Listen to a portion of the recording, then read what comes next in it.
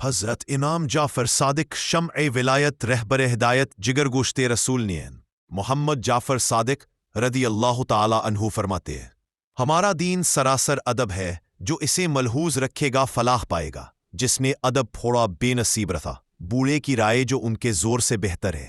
عورت سرابا شر اور خرابی ہے، اور اس سے بڑھ کر خرابی یہ ہے کہ اس کے بغیر چارہ بھی نہیں۔ دیدے دانستہ ظلم زیادتی یا غلطی قابل معافی نہیں ہے۔ فاسق کی برائی بیان کرنا نیت نہیں ہے۔ علم ہے مکمل آزار ہے، اور عمل بغیر اخلاص بیکار ہے۔ خندہ روپی سے پیش آنا سب سے پہلی نیکی ہے۔ بخشش کا کمال یہ ہے کہ انتظار سے پہلے دی جائے۔ گناہ وہی کرتا ہے جسے گناہ کے عذاب کی پرواہ نہیں۔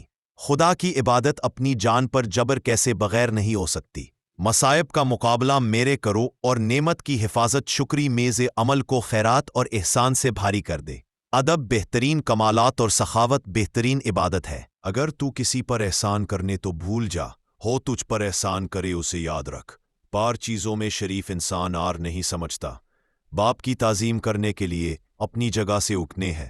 ہو مہمان کی خدمت کرتے ہیں، استاد کی خدمت و عزت کرنے میں، کسب حلال اور محصول دین کی مشقت اٹھانے ہیں۔ ہو وہ گناہ جس کے پہلے خوف ہو اور آخر میں، تو یہ وہ بندے کو اللہ کے نزدیک کر دیا ہے اور اللہ اسے معاف کرتا ہے۔ لیکن جس گناہ کے پہلے اور آخر میں ہیو تنی و خود بینی ہو، دو خدا سے دور کر دیتا ہے۔ عبادت پر ناز کرنے والا گناہگار ہے، اور گناہ پر مار کرنے اور نادم ہونے والا قابل عزو فرمان بردار ہے۔ عبادت بغیر توبہ کے صحیح نہیں، چونکہ خدا نے توبہ کو عبادت پر مقدم کیا ہے۔ 5 شخصوں سے پرہیز رکھو: جھوٹ ہونے والے سے، احمق سے، بخیل سے، بزدل سے، عریض سے۔ حضرت اویس قرنی عاشق رسول اور زاہد مقبول حضرت اویس قرنی رحمہ اللہ تعالی علیہ فرماتے ہیں، گناہ خواہ کتنا ہی کم کیوں نہ ہو، اسے چھوٹا نہ کھو۔ جس نے گناہ کو چھوٹا جاتا، اس نے خدا کو چھوٹا جاپا۔ موت کو یاد رکھو بہت جلد آنے والی ہے، اور امید کو نہ کرو کہ دینا بہت کم ہے۔ جو شخص 3 چیزوں کو دوست رکھتا ہے، شیطان اور دوزخ اس کی گردن پر سوار ہوتا ہے۔ اللذیذ کھانا کھاتا کہ خوب پیٹ بھرے، لباس فاخرہ زیب تن کرتا۔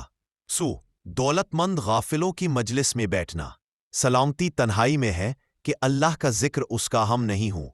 حضرت حسن بصری شریعت کے علمبردار، طریقت کے پیشوا، رہبر اصفیاء حضرت حسن بصری رحمۃ اللہ تعالی علیہ فرماتے ہیں، دینی بھائی ہم کو بیوی بچوں سے بھی زیادہ عزیز ہے، کیونکہ یہ دین کے یار اور ساتھی ملے، لیکن بیوی بچے دنیا کے بارے میں، جن میں سے بعض دین کے دشمن ہو جاتے ہیں۔ جو شخص خدا کی اطاعت کرتا ہے اسے دوست رکھو، کیونکہ صالح شخص کو دوست رکھنا حق تعالیٰ کو دوست رکھتا ہے۔ آدمی بیچارہ ایسے مکان اور سرانے پر راضی ہوا ہے جس کے ملال کا حساب دینا ہوگا اور جس کے حرام کا غدا سنا ہوگا۔ جس نے دنیا کو پہچان لیا اس نے دنیا کو دشمن کھا۔ میرے نزدیک عاقل وہ ہے جو دنیا صرفت اور خراب کر کے آخرت کا سامان درست کرے۔ وہ بے وقوف ہے جو دنیا بنانے کے لیے عاقبت کا ٹھکانہ خراب کرے۔ انسان پر تعجب ہے کہ اپنی خواہشات پر بے دریغ تخرج کرتا ہے، لیکن اللہ کی رضا کے لیے 1 درم بھی خرچ کرنا اسے برا معلوم ہوتا ہے، حالانکہ اس میں اس کا بھلا ہے۔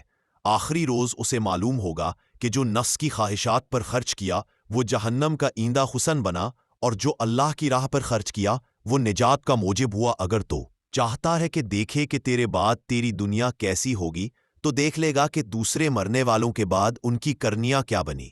میں نے کسی شخص کو نہیں دیکھا کہ اس نے دنیا طلب کی ہو اور اسے عاقبت بھی مل گئی ہو، لیکن جس نے عاقبت طلب کی اللہ نے اسے دنیا بھی عطا کر دی۔ تم اگر دیکھو کہ زاہد یا عالم دنیا دار امیروں سے اپنی تعریف سن کر خوش ہوا ہے، تو جان لو کہ بڑا ہی دیاکار ہے۔